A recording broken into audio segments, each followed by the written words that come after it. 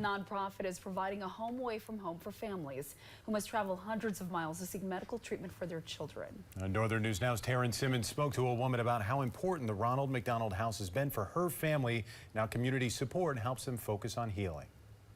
I feel really grateful. I didn't really know there was a program like that here. Vanessa Lemus is one of 3 families living in the Ronald McDonald House in Duluth. The house provides a home away from home for families whose children are in need of medical treatment.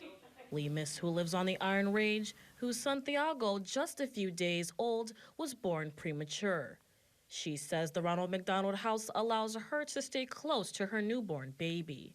It just makes transitioning and just the anxiety and the pressure of having a baby in the NICU. The home provides up to 5 bedrooms, laundry services, hot meals, and even a fully stocked kitchen, all free of charge to the guests. Paula Brostrovsky with the Ronald McDonald House says being displaced due to a medical situation is tough on everyone involved.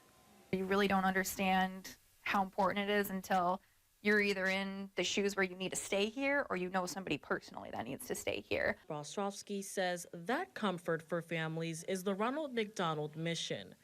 For this first-time mother, Lemus appreciates the comfort as she not only navigates being a new parent, but also not having to worry about driving back and forth. A hospital experience isn't easy on anyone, whether a baby is sick or whether it's just early. It's nice to have that support.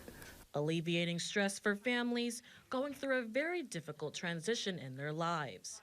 In Duluth, I'm Taryn Simmons, Northern News Now.